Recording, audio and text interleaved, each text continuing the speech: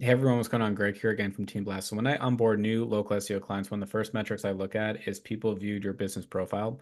So a lot of times people will reach out to me and say, "Hey Greg, I'm not getting many phone calls to my business. I found you on YouTube and you're talking about the heat map and how you can flip it and get more website clicks and phone calls and customers too." For one of my clients I have, they were actually down by more than 20% year over year in their views. So we first had to flip that KPI so we can actually match the levels of where we were last year. And then that should actually then give us more phone calls, and potentially more website clicks, more form submissions, everything like that. So I'm going to go into my thought process with this. So here I am looking at the month summary from Google My Business. So I log into the Google My Business account, I go to performance, and they only show, I think, 6 months of data. And then once the month ends, you lose the um, one of the months 6 months ago, basically. So you always have to record this, put it in Excel, and save it just because you'll lose it. But basically, you can see here, I'm tracking phone calls, website clicks, people viewed your profile, and searches showed your account. So look at the top right first. People viewed your profile. We were actually up for the first time all year. Before they were down 20%, 30% year over year. That's why they're not getting many phone calls and website clicks and less form submissions. It all goes together. But then you can see on the top left, so phone calls were actually up 26 to 29. Again, it's an improvement, but you'll never notice this as a business owner, the SEO efforts here, because it almost looks flat in my opinion. Website clicks, however, they were really up. So we went from 24 to 56, and this actually had more people fill out the form for their website. So that's great. We actually got a lot of good quality leads through that, and that came from just better traffic coming into the website year over year. And searches showed your account that was flat. Again, we were down about 20% year over year. That was flat. So really for me, from a soft KPI metric, when I met with my local SEO client, and I told them, I said, "Hey, we finally had our best month in October because we closed the gap of 20% plus down. Now we're flat. We should see growth now moving forward because we're really flipping that map. So in November and December and so on and so on, we should start to see those deltas really increase for things like phone calls, website clicks, and also form submissions too." Here I am in Google My Business as a snapshot. So I went to the Performance tab overview, June through September, and I wanted to show you that they were down 22% and people viewed your business profile, and they were down 25% plus in searches showed your business profile. So this was where I really had to focus on winning the map for them because we have to close this gap before we see any improvement for the KPIs that they care most about. This was the after. So in October, again, we're up 6%. People viewed your business profile. We were basically flat year over year. And by the way, these redacted keywords, this is what I focus on. So a lot of times people will reach out to me and say, "I want to rank for these keywords." And that's fine, but I'd rather look at your first party data and say, well, these are the keywords currently that are triggering your account. When I run a local Falcon scan, it might say in a 5 mile radius or a 10 mile radius, you show up like 2% of the time. So if I can flip those dots to go from 2% to 10% or 20%, that's really where the dramatic increase in impressions are going to come from, phone calls, website clicks, everything like that. But they were up, and I focused on these keywords that I've redacted, ways to really focus on the map and flip it.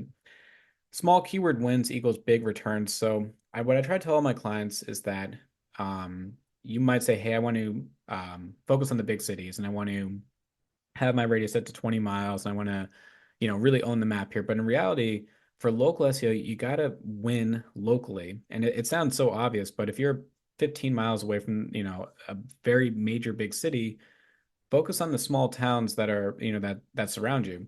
Because yeah, they might have a population of 10,000 people or 20,000 or 30,000 compared to Metro that has, a couple 100,000 people. But you got to think of it as like a divide and conquer. So if I can change more of these dots here to position one, two, or three, that's going to be page one of Google listing for some of your target keywords. It's going to lead to more impressions. It's going to lead to more probably high quality phone calls because they're in your area. It's going to lead to more people filling out the form, everything like that. So for me, small keyword wins, looking at the map, flipping the dots, getting onto page one of Google. That's all I care about. So what have I done to reverse the negative 20% plus trend? So I use Google My Business to look at the top search queries, and those are the terms I'm going to focus on first. We have to win in the keywords that are driving impressions already, and we got to flip more dots in your given radius to page one so we can get more of that traffic. Number two, so I always talk about this. When they initially reached out to me, they said we have a 20 mile, focus we really want to do. And when I ran the scan for them for about 2 months, we just couldn't turn the map of 20 miles in their favor. So I really refocused the map from 20 miles to 6 miles and said, you know what, we're looking too far and we're not even winning anything. Let's just focus on 6 miles for right now and let's start to own this map. Let's be the top competitor here. Let's add the grid from 11 by 11 to 13 by 13. Look for any towns that we can flip. So I'm looking at the top right now. It says look at small towns that were dots 4 and 5 and look ways to flip. So that's what I really focus on. I look at the map and I use another computer next to me and I'm zooming in on Google Maps and I have like Wikipedia open and I'm looking at population size saying, okay, well, this dot here has a population of 15,000 people. This other one has 4,000. So, and they're both, let's say, dots 4.